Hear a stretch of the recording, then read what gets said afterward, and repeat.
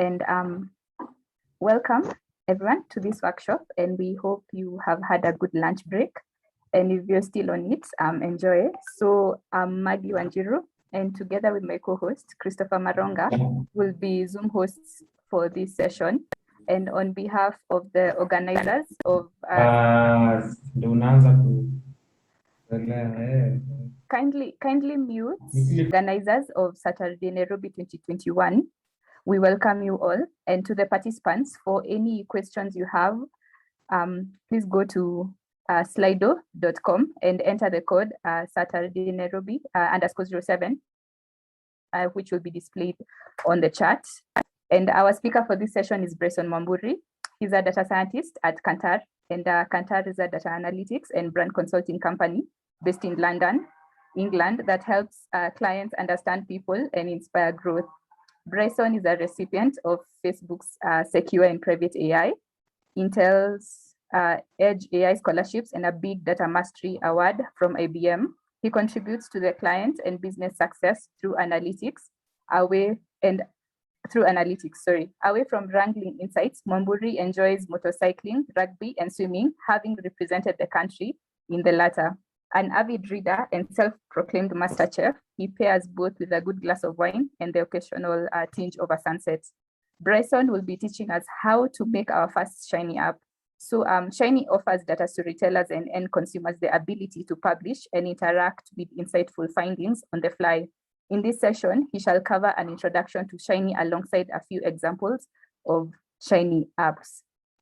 So at this point, Bryson, please take it away. Thanks.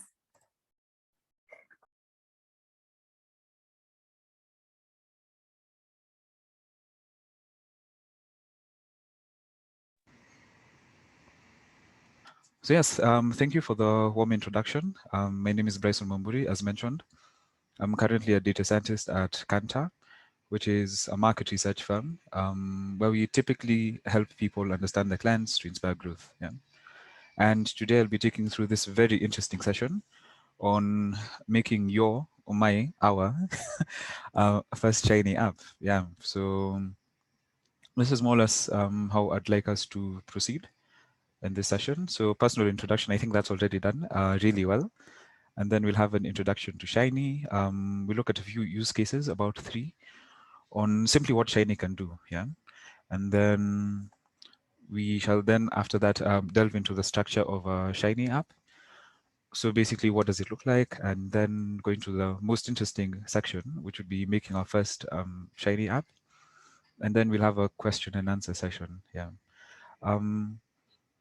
What I would really like to encourage especially throughout this session really, is if you have a question, please type it out, or use, as hosts have more or less shared with us, the Slido. Yeah. So yeah, let's have it as interactive as possible. Yeah. Going into the session, I think one of the basic assumptions I've made is that we're probably not all quite conversant with Shiny. So it's a very simple session, yeah, for lack of a better word. There's no R Markdown, there's nothing fancy really, yeah. That's just PowerPoint presentations, and then we'll dive into the Shiny apps. Yeah. Cool. So personal introduction, I think it has been done well. But yes, this is more or less how you look aside from wrangling insights. So I do enjoy motorcycling. In terms of data science, AI, I have been a recipient of a few awards, Facebook Secure and Private AI, Intel's Edge AI, and a Big Data Mastery Award from IBM. Yeah. Yeah, that's on the introduction. So back to Shiny. What we will cover is 1, what is Shiny? 2, how does Shiny work? Yeah. And 3, and this would probably be our most important question, is the why around Shiny. Yeah.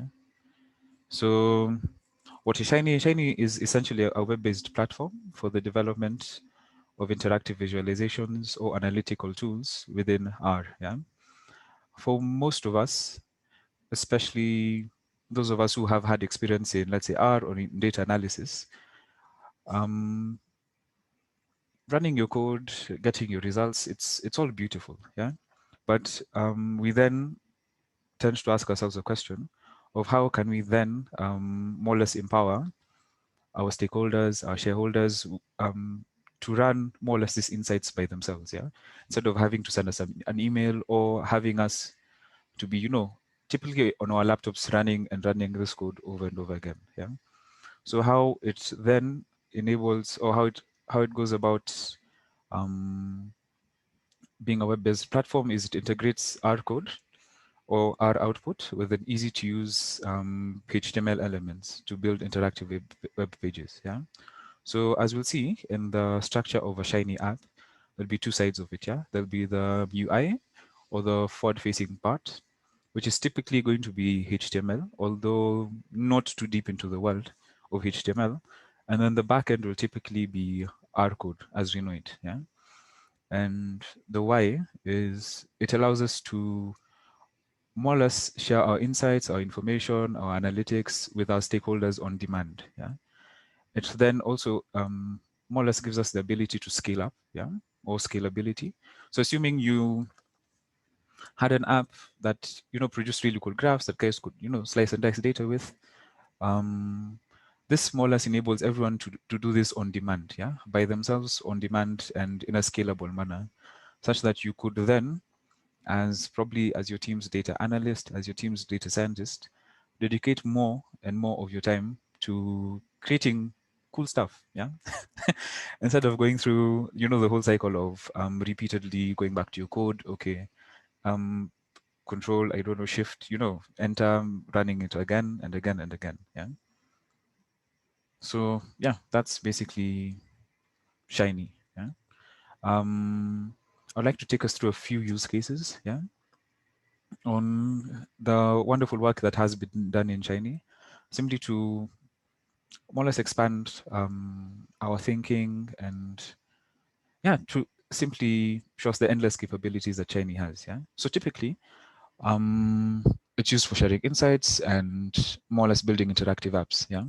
And this application interaction typically looks like user uploading data, a user filtering through that data, or setting up parameters, and then output, yeah, which in most cases is interactive charts, yeah. So I'll walk you through a few examples of some good work done in Shiny. Let me just reload that a bit. So in this case, it's the use case is more or less visualizing public data for good, yeah. So what we have here is a visualization of blood banks in India, yeah? And the blood banks are more or less labeled. Let me zoom out. Please let me know if you're having any issues in viewing this. Okay. It's not allowing us to scroll down, but I think we can more or less understand the gist of it here.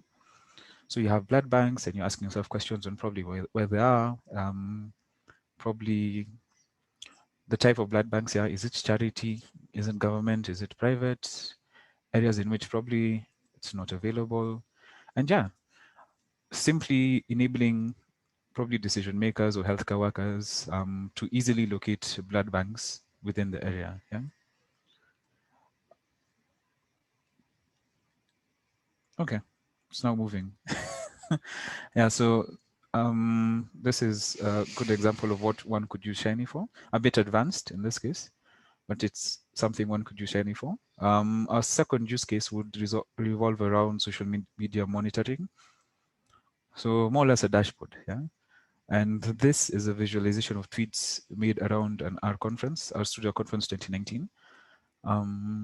Yeah, and what this allows us to do is more or less view the Twitter activity around the conference, yeah.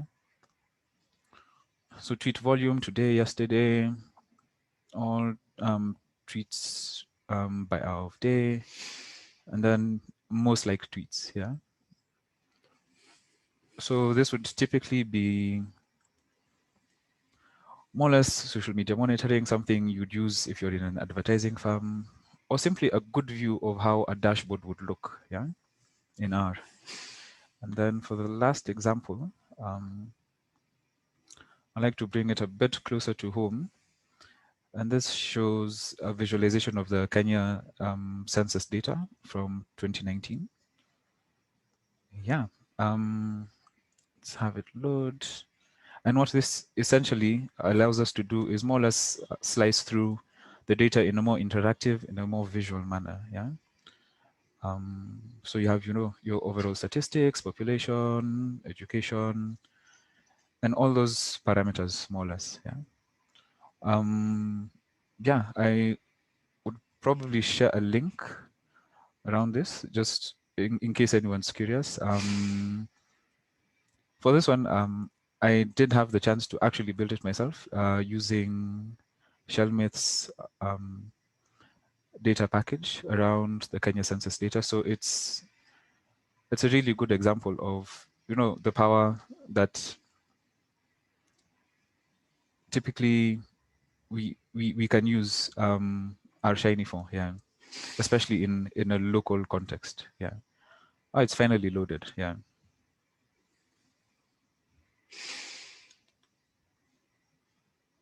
So yeah, this is typically around population density. So there we can see population density, probably by thousands, and then education, assuming in pre-primary school.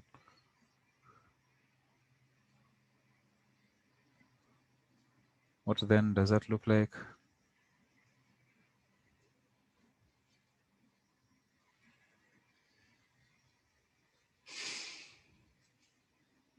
Okay.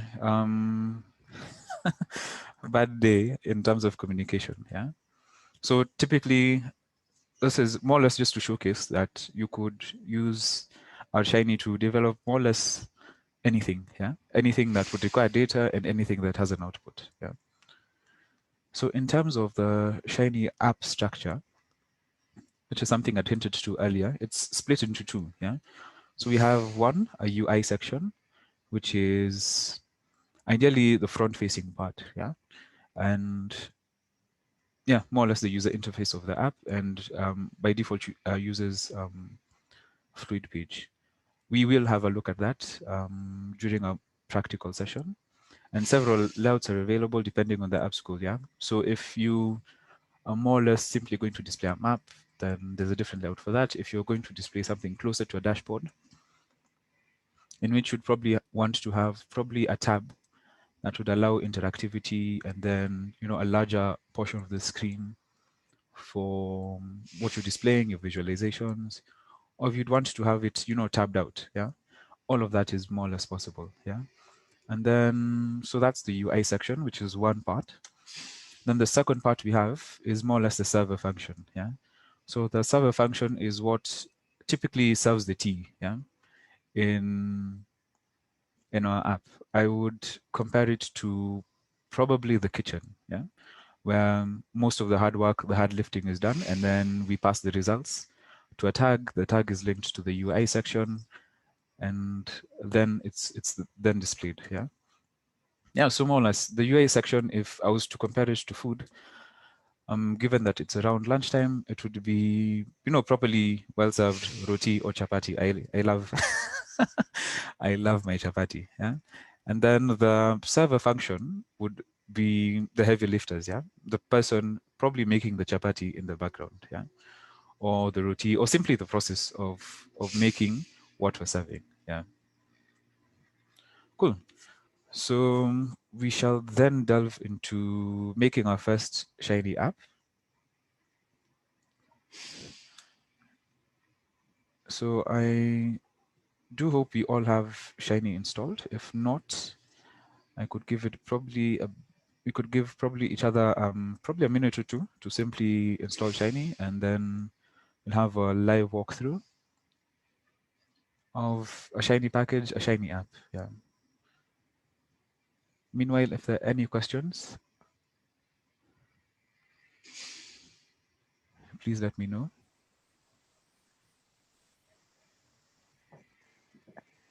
So far, there are none questions, but if there are any questions, you can feel free to type them in the chat or on the Slido platform. Yeah.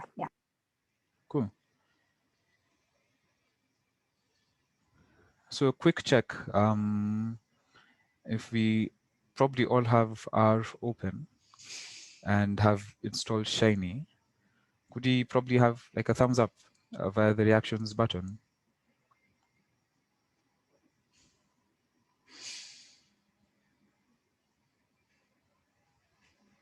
Cool, Gakuo, following, that's good.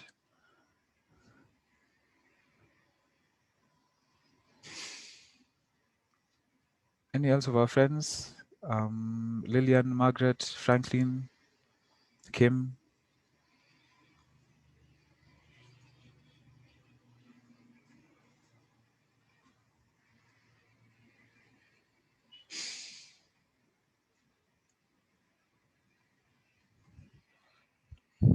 Lovely, more of us, more thumbs up. Thank you, Karen, Kim, Lillian.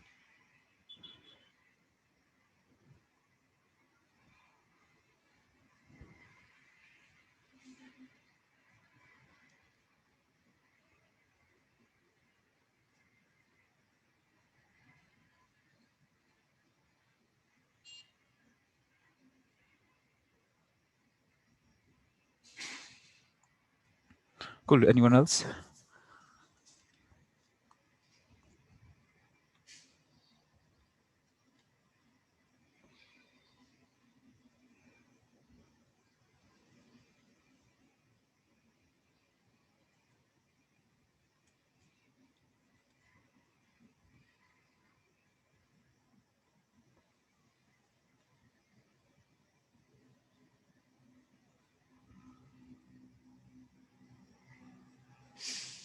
Okay, cool. If there are no more joiners, then Bibian, lovely. Great to see you've been able to. Okay, let's probably give it a minute or two.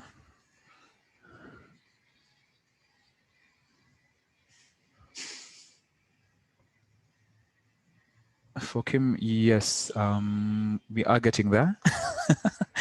So I think as long as you have Shiny installed and then loaded more or less in your library, yeah, that should be typically where it would stop. Yeah, great, Sam. Seeing your thumb is up.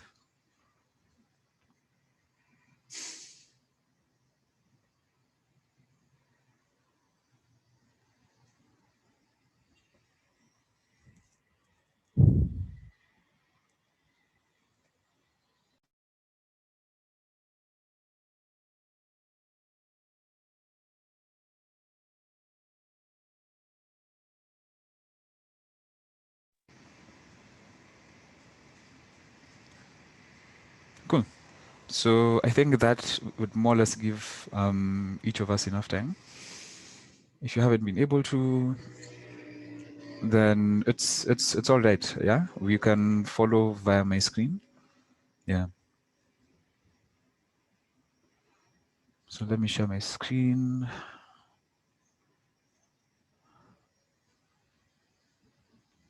My console, please tell me when you can see it.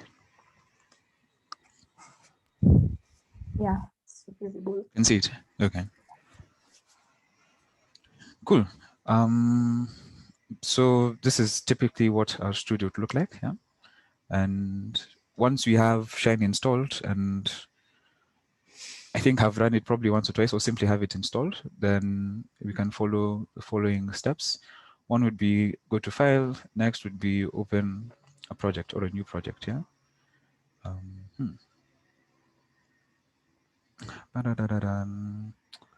Okay.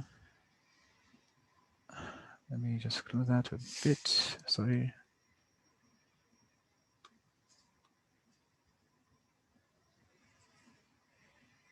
Project here. Okay.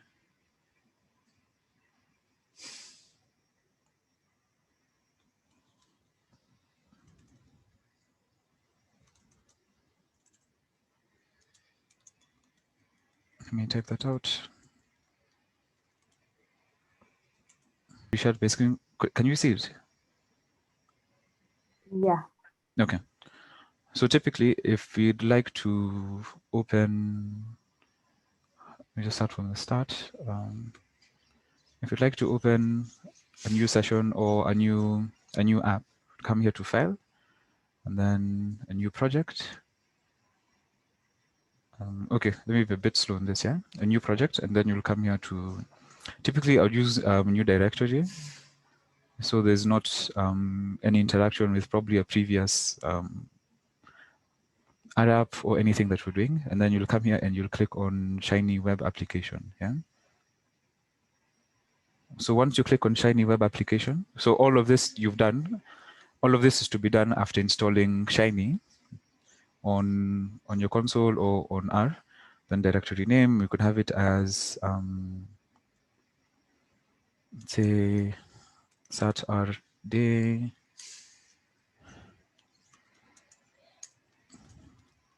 Shiny example, and then create the project.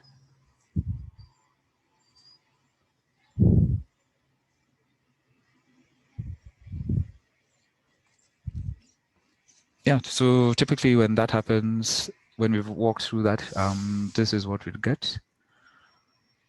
Probably just check if we're all on the same page.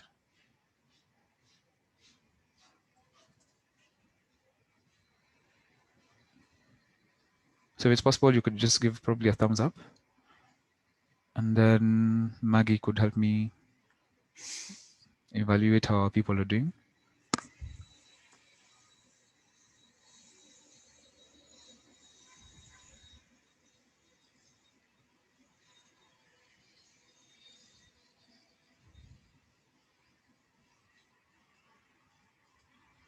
Yeah, so a thumbs up would be okay.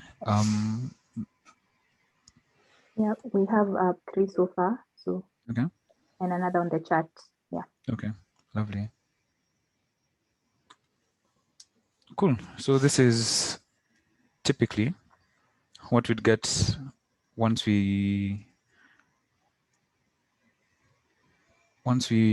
start up a new app. Yeah, and the beauty about R is it actually more or less defines a lot of the app, its basic structure for you. Yeah. So just to walk you through what this looks like, one definitely would be calling in the library, which is Shiny.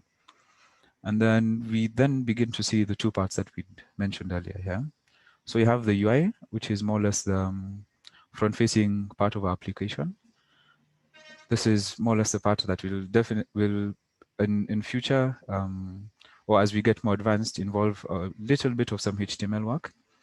And then this is our server, yeah, which is where we do most of the cooking, yeah, or the dirty work, yeah. So what we could do probably just to see the output of this as is we come here and we click on Run App, which is a button to your right.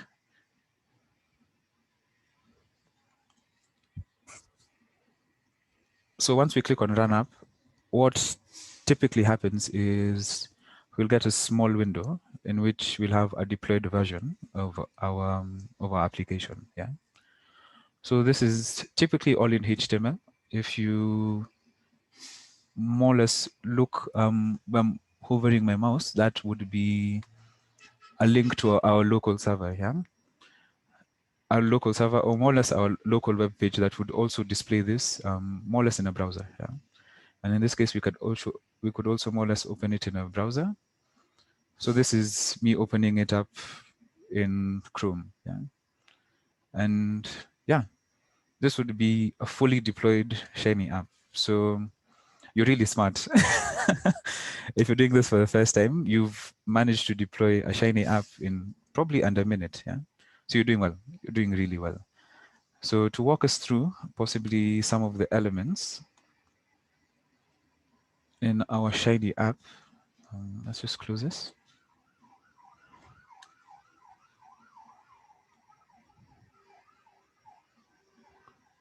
So when we have the UI, yeah, the UI would be basically, as we said, the front-facing bit, yeah. And for the UI, I'm really not sure how deep to go into this, but typically you'd have a fluid page that would represent the entirety of your web page.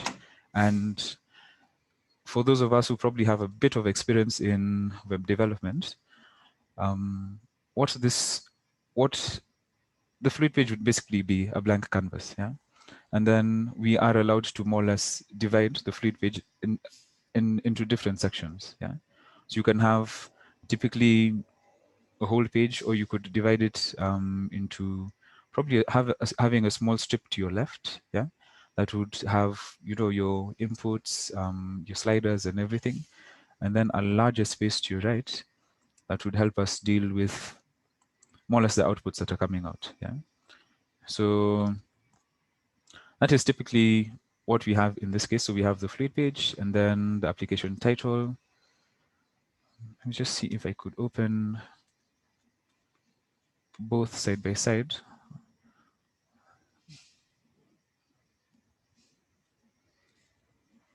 And we could have a look at the code and the application in itself.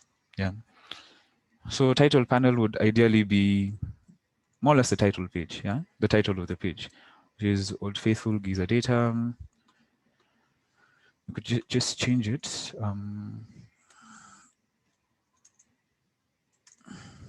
Let's see, to test data heading, and then okay, and then reload the app. So yeah, then we can see that it's more or less updated. Yeah. One challenge, ideally, when you're dealing with deployment, especially with the Shiny app, is you'll definitely, at some point, you'll have to make minute changes, and you'd want to, you know, iterate through these changes. Yeah.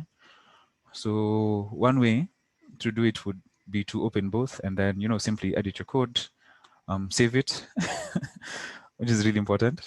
Save it, and then, you know, simply reload your app, and then all changes would more or less be updated. Yeah. So that would be the title panel, and then the sidebar layout, as we'd mentioned, would be typically to the left of the screen. It would be probably a third of the screen to the left, yeah. And what this more or less allows us to do, it allows us to play around with controls, play with filters. It's where we'd have most of our user input, yeah. And then the larger part would be what's aptly named our main panel, yeah. So this will be ideally the largest part in the visualization or in the app that allows us to more or less display insights, yeah, or graphs or charts or visualizations coming out from our manipulation, more or less, yeah. Cool. So I think that's it, and then so that's on the UI bit, yeah. And then let's go through our server. Okay. Let's go through our server bit. So the server is a function, and what this allows us to do, probably forgot this.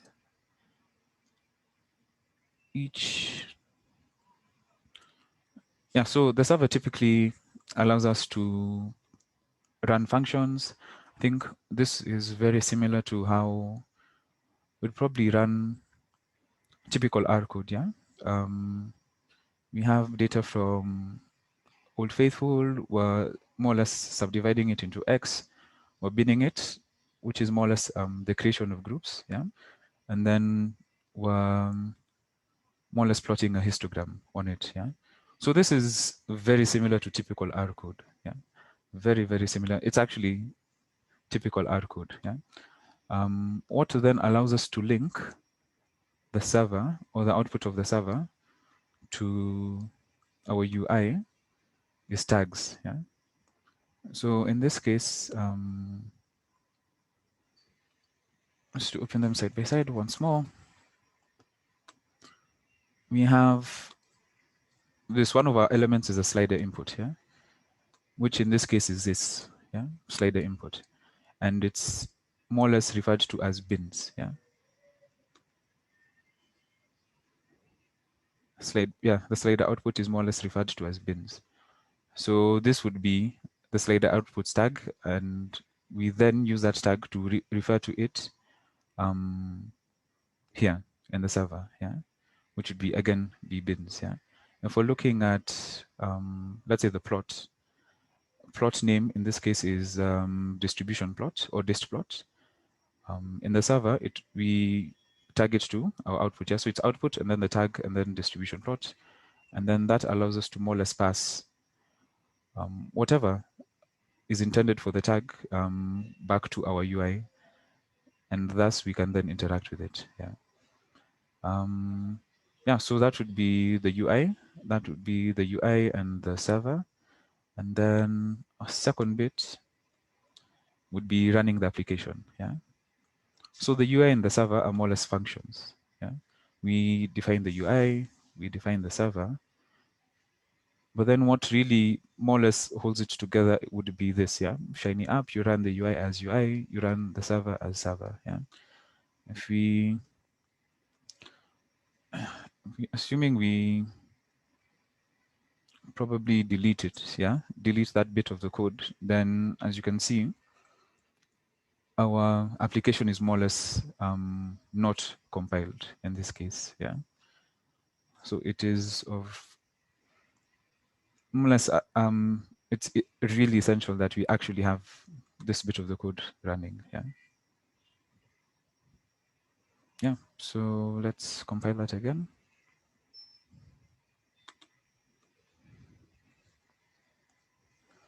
And if you're keen, once you delete, the Shiny app bit out of your typical Shiny app, what we also lose is that run app button, yeah, because now it's treated as it's probably back to base code, yeah. So we have this which is run, which is typically for normal code, yeah, but we actually lose that run app function. So what we'll do is we'll run this again.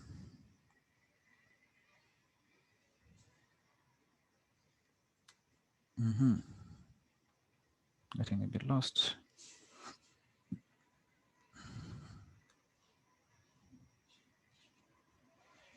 And now we have our Shiny app running as it should. Yeah.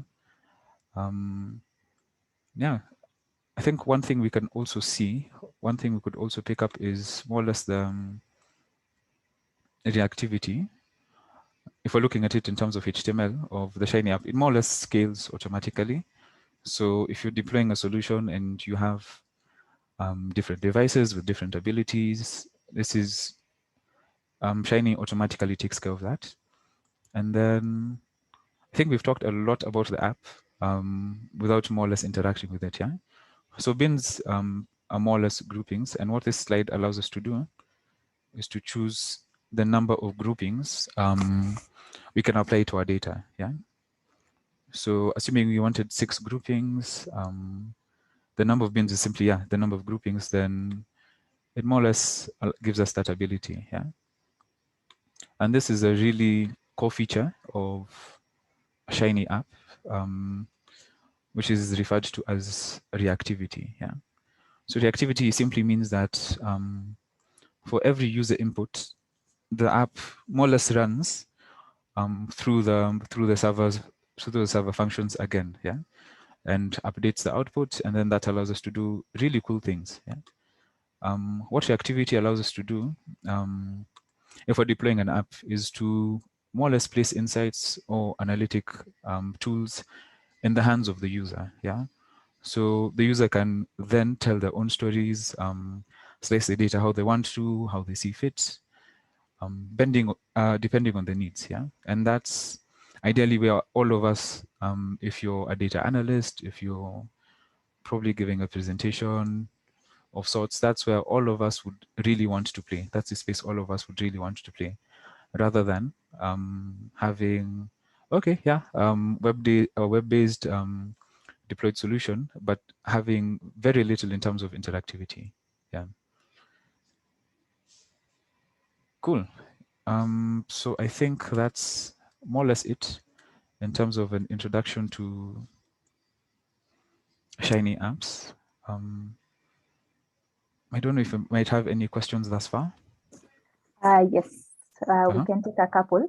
Yes. So the first one is, are there any visualizations that one can make in R, e.g. a series of plots overwritten one after the other as a crude simulation that you can serve up via Shiny? Okay. Crude simulation.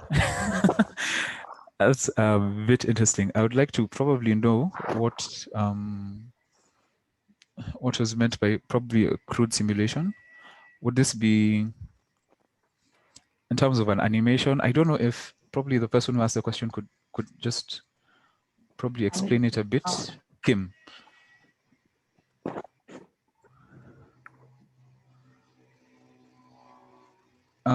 To animate something, yes. Yeah, you could do it. I think R typically would serve anything you throw at it. Yeah. In Shiny, yes, you can. If you can do it in R, you can do it in Shiny.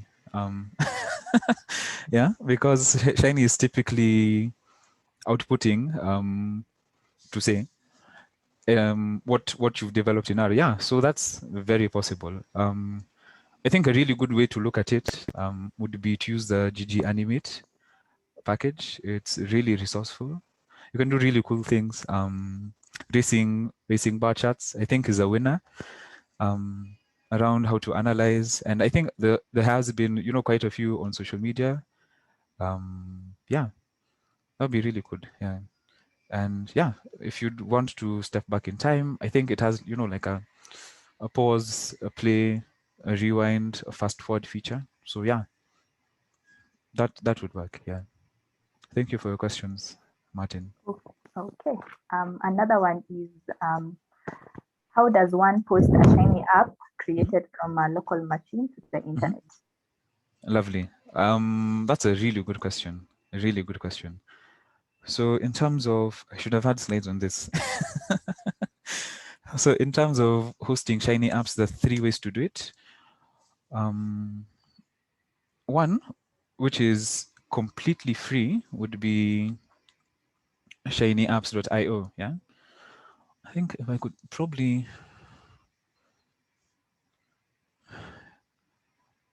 show it.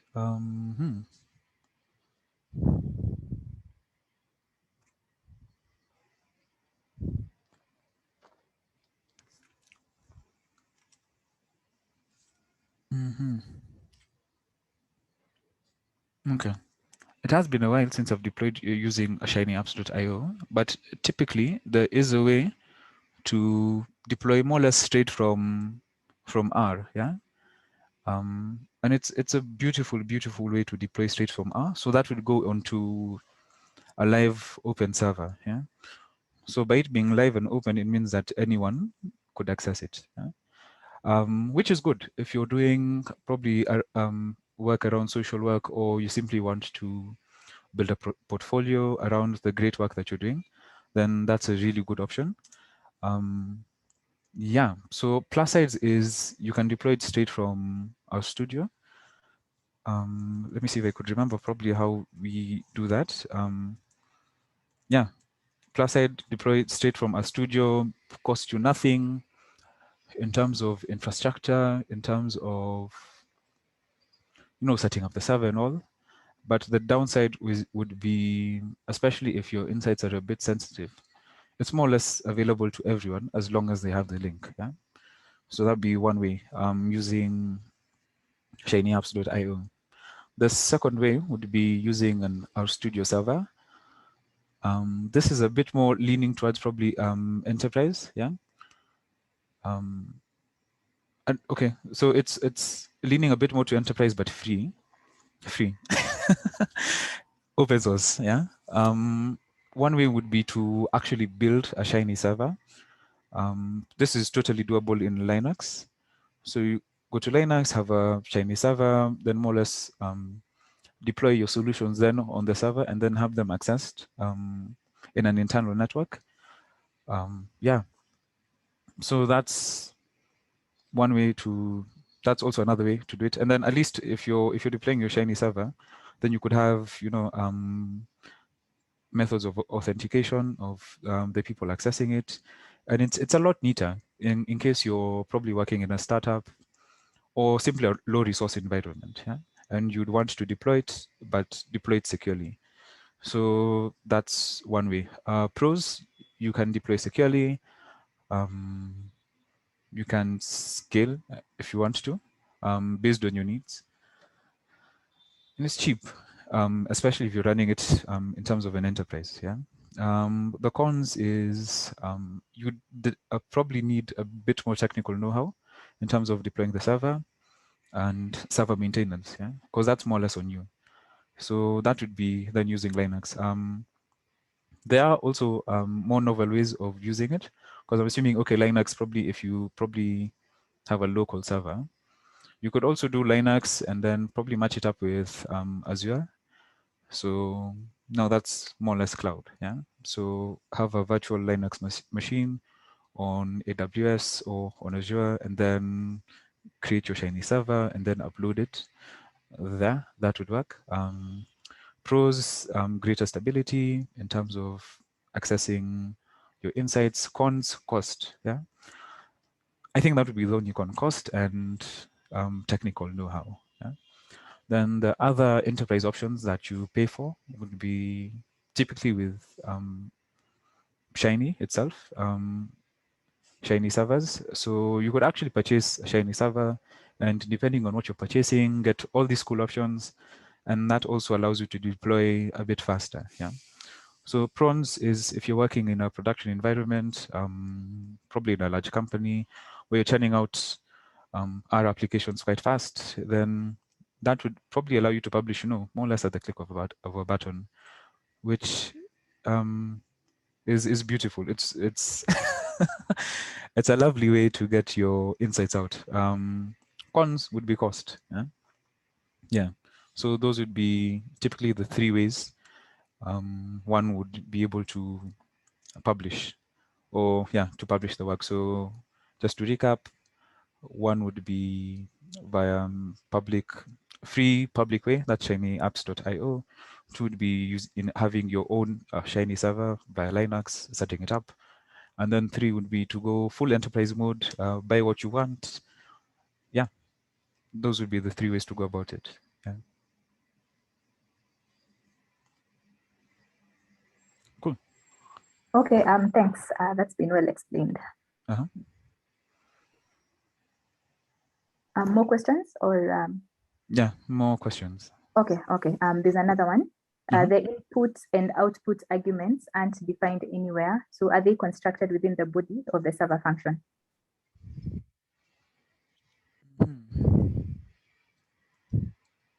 Okay. Yes, I think the more or less functions of Shiny. So typically what you're doing is you're calling them through using the ampersand, yeah? So if you have, for output, it would, no, for input, it would simply be the function, or what do I call it, a function? The elements that you're using, yeah? Those would typically be input, yeah? Because if it's, if the function, or if the, what would I call it? Would I call it a function? If what we're using typically is referred to as a slider input, then that means it then receives input, yeah? And then for most of our server, functions, it would typically be output, yeah? So you'd simply attach an ampersand, and then, so output would then be ideally the main function, yeah? Attach an ampersand and then give it a pointer, which in this case is our distribution plot, yeah? In terms of probably having them speak to each other, for the slider input, once you give it the tag bins, then you can then refer to it through the body as bins, yeah? which is typically what we're seeing here. Yeah? So yeah, or more or less input bins. Yeah, as input bins. Yeah, if it's probably something you'd want to put output to, such as in the case of plot output, whose name is distribution plot or dist plot, then it would be output ampersand dist plot. Yeah. So I hope that answers that. I hope so too. For the one who asked, I hope you've been answered. And then the other question was, other than the slider for the bins, can one also place other items like data filters where you'd filter by month or name? Yeah. Yes. Yeah. Yeah, and the really cool cheat codes. That's a bit advanced, but the really cool cheat codes to do that, where you could probably input a data frame and then have, select, deselect, more or less the variables that you'd want to look at, then use that to generate plots. Yeah, there's, to be honest, no limits in terms of what you could do with R Shiny. Yeah. So yes, that is a function that one could use. Yeah. Yeah, sure. I agree with you. No limits, no limits. And then do we have examples of companies in Kenya that use R or Shiny apps? Yeah. Typically, quite a lot of companies use R or Shiny apps locally. I think Kantar is a good example. Yeah. Okay, it's a bit of a multinational, but it does use Shiny apps. Quite a few. I'm not sure if I can actually mention them. Out of probably restrictions, or given that it was, information shared in faith, but quite a few companies use Shiny, use R. I think it's a question that speaks more or less to the data analytics ecosystem in the country. Yeah. And to be quite honest, from a business perspective, most people really don't care whether using R, whether using Python or not. Yeah, it's not top of mind. Yeah, what our end users really care about is, okay, could I access my insights as soon as possible, as fast as possible? Yeah. And does R help us do that? Yeah, definitely, it does. Is it something we should then probably make a bit more use of? Yes, it is. Yeah. So there are companies in Kenya using it, quite a few that use R, use Shiny, or are supported using R and using Shiny. Yeah. Yeah. If your company isn't using it, please be the pioneer. Yeah. Please be the pioneer. But yeah, it's definitely in use. Okay, thanks for that. What are your thoughts or experience with creating dashboards with R Shiny compared to other options like Plotly in Python? Okay, that's a good question from Bibian.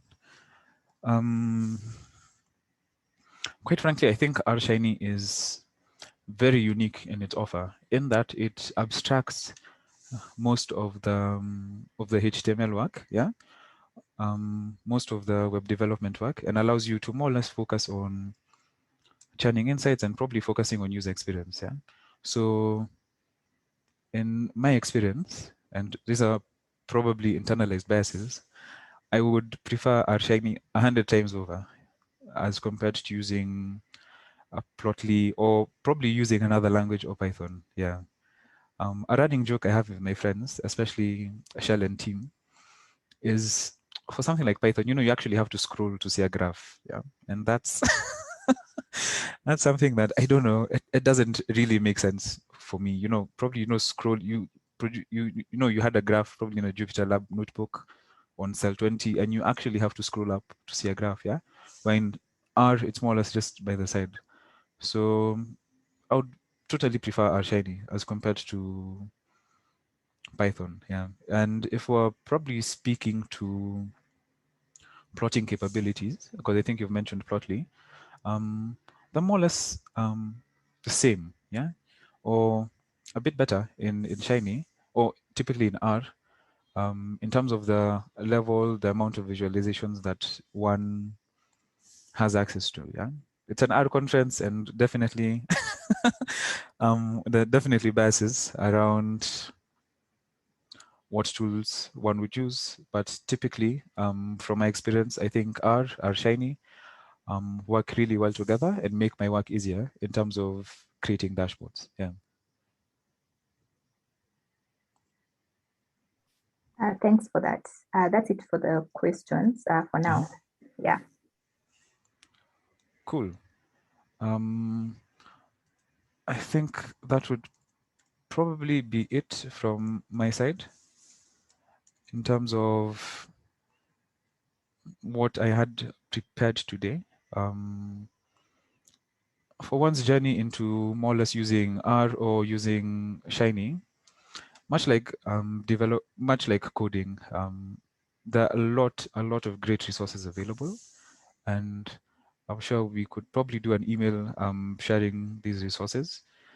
But yeah, I do hope this session has more or less introduced you to the bright and wonderful world of Shiny, and that probably from a basic understanding of Shiny app, how it works, its limitations, how you can deploy, that we could then probably go forth and build lovely data visualizations and applications using Shiny. Yeah. Thank you so much, Bryson. Cool. And there's one more question. How would we handle larger data sets with Shiny apps? Good question. And that speaks to, I think, scalability. Yeah.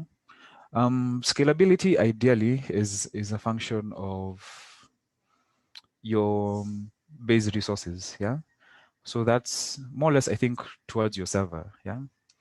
In terms of large data sets, Shiny apps should handle it as quick as possible. Yeah. I don't think the Shiny app would be the bottleneck in this case. Yeah. Yeah.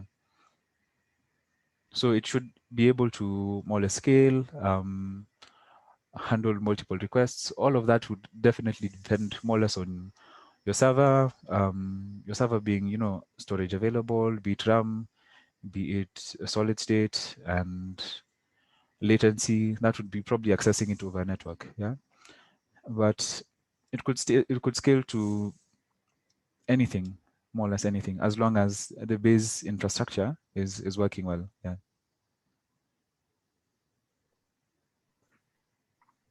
Okay. Cool. Any last minute questions? Because I think we still do have some time.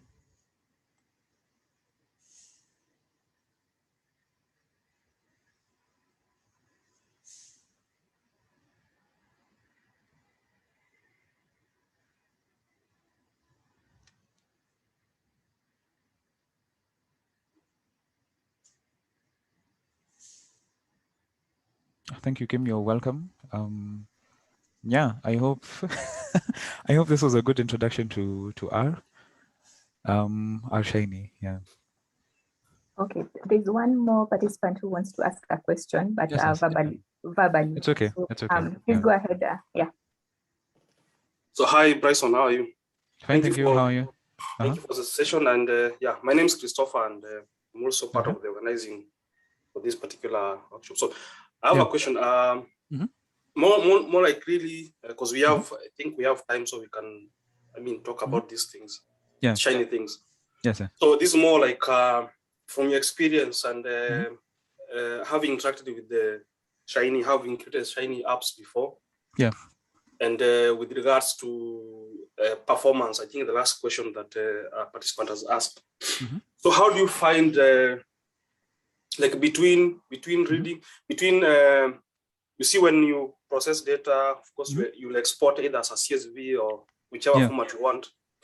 So what do you think of when you see when you save the entire environment in R as a .rda something?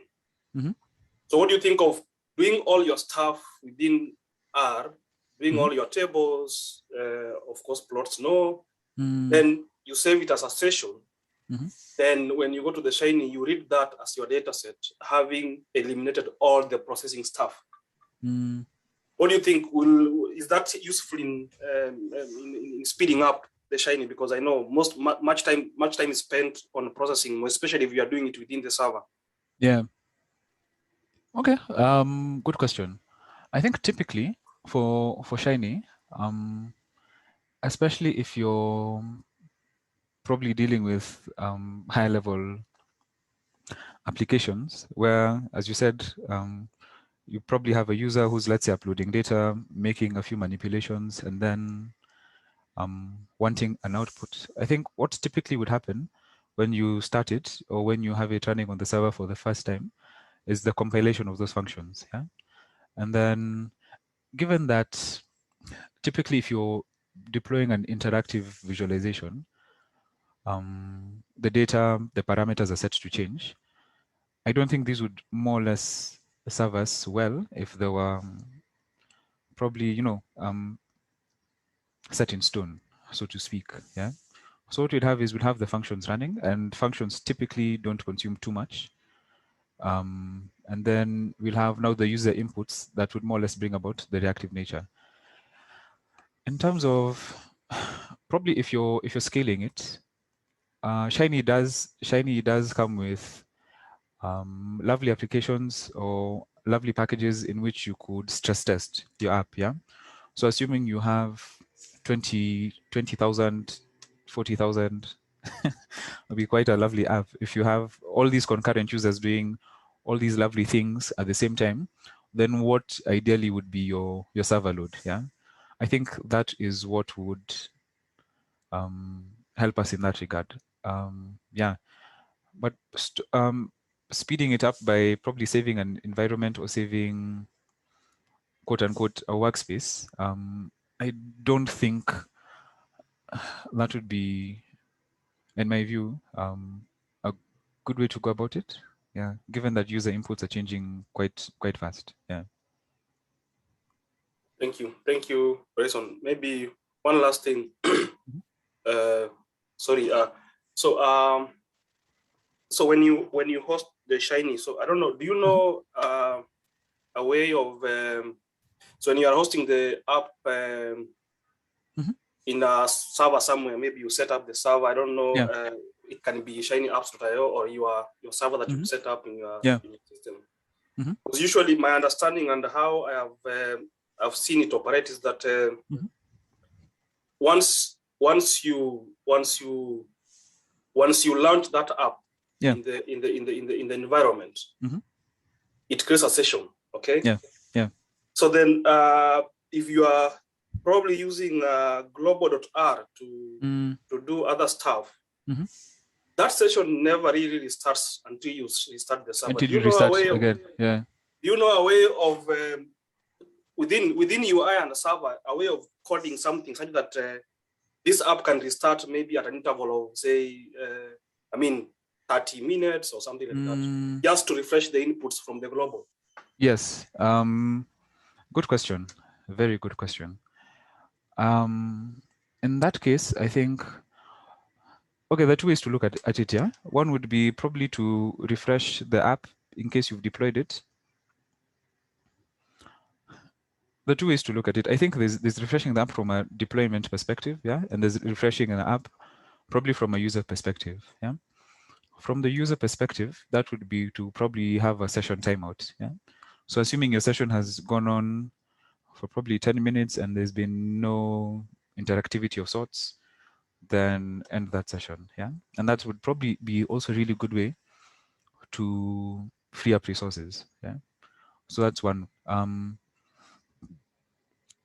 In terms of deployment, which I think your question touches on a bit more,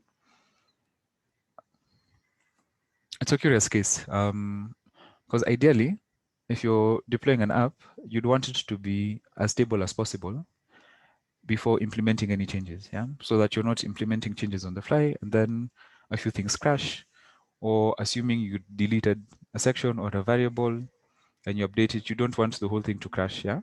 So I think it runs on the instance on which you had, more or less the instance at which you had clicked run up, and then now that runs, yeah. And then if you'd want to refresh it, then I think we had a look at it. We have the reload app button, yeah. I don't know if I could probably pull it up. So let's just stop that. So assuming we run this, yeah. And then assuming we're running this and and then we make some fundamental changes. Typically, there's more or less, yes, a reload app, yeah. So it saves your local changes. Yeah, I think the description is really neat. It saves the changes that you've made and then reloads the application. Yeah.